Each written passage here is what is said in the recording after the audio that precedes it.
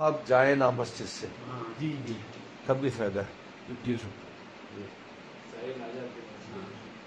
یہ میں نے بہاول نگر میں یہاں بانوی بھی سی بڑی کمی تھی, میں نے وہاں شروع کیا. میں جمعے کے بعد تو مجلس ہماری اب ہونے لگ گئی. جی جی یعنی جمعے کی جو مجلس بات کی اس میں اندر کا حال بھرا رہتا ہے, اتنی مجلس بڑی ہوتی ہے جمعے کے بعد. جو جمعہ پڑھنے کے بعد بھی لوگ اتنے جمع ہو جاتے ہیں.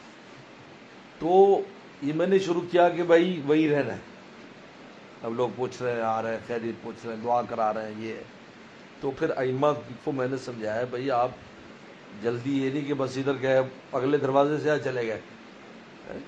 بلکہ ایک مولوی صاحب کے بارے میں دوستوں نے بتایا بھی جب سے وہ آپ سے جڑے ہیں تو لوگوں سے ملنے لگ گئے, پہلے ملتے نہیں تھے, وہ آئے رستے سے واپس وہیں چلے گئے. اب جب سے آپ سے تعلق ہوا تو وہ بیٹھے رہتے ہیں, لوگ آ کر ان کی بات بھی سنتے ہیں اور اب بات سناتے بھی ہیں اور لوگوں کا غم شیئر کرتے ہیں.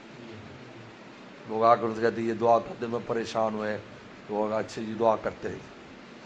ہمارے وارث رحمۃ اللہ علیہ جب نئے نئے آئے تو وہاں پر بہاول نگر میں لوگ کہیں میرا ابا فوت ہو گیا ہے تو آپ جو نا وہ کچھ طالب علم بھیج دیں, وہ قرآن پڑھ دیں گھر میں بخشش کے لیے. تو ابا جن کا بھیج دو.